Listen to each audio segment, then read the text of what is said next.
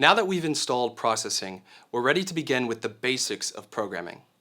Typically, when learning a new language, you'd start with a simple program such as Hello World, which broadcasts the words hello and world through the output console.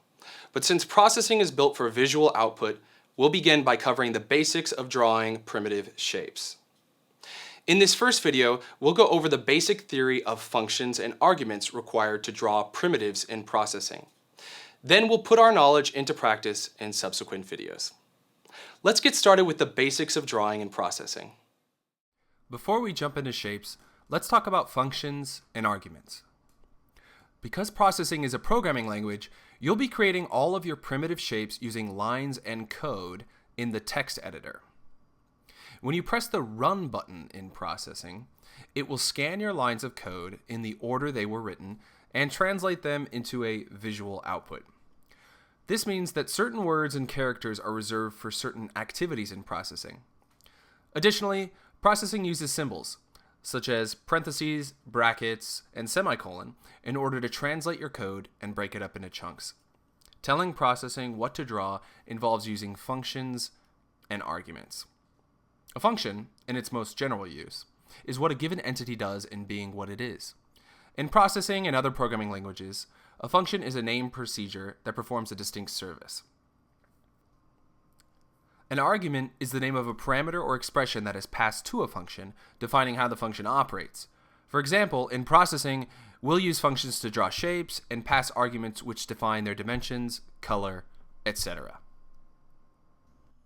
One of the first functions you'll need to understand how to work with is the size function.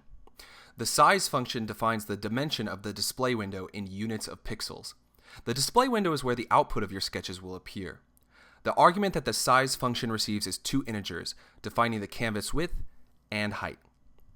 The size function must be the first line of code in any sketch you create. Any code that appears before the size command may run more than once, which can lead to confusing results.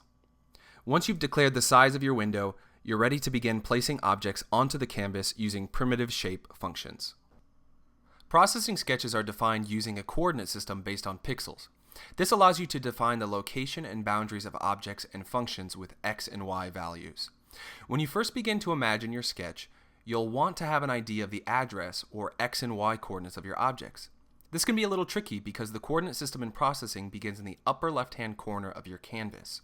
To keep it simple, when defining objects, think of the x value as how far right do I want my object to appear, and think of the y value as how far down. Now it's time to introduce the 8 primitive functions you'll need to know for processing, and what arguments they each take. When we're finished covering them, I'll show you how to put them into practice in the next video. The first primitive is the point. The point function instructs the compiler to draw a point, a coordinate in space at the dimension of 1 pixel. The first parameter is the horizontal value or address for the point, and the second value is the vertical value for the point. Both of these values in the argument are floats. Next, we have the line function.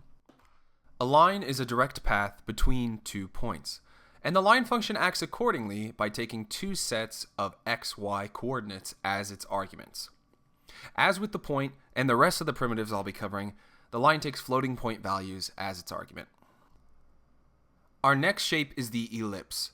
The ellipse function is used to draw an oval on your canvas.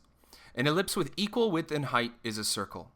By default, the first 2 parameters set the location of the center of the ellipse, and the third and fourth parameters set the shape's width and height.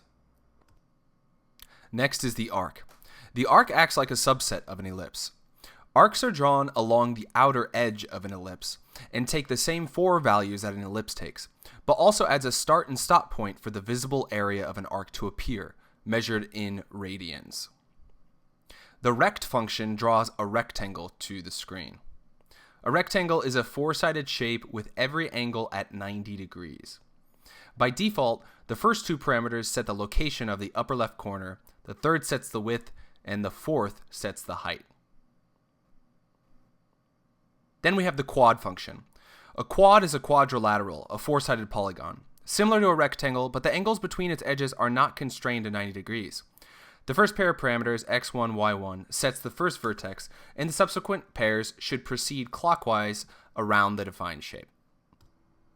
The final primitive is the triangle, similar to the quad function in its arguments, but with one less point and corresponding address. This concludes our overview of primitives. Next, we'll see how to put them into practice.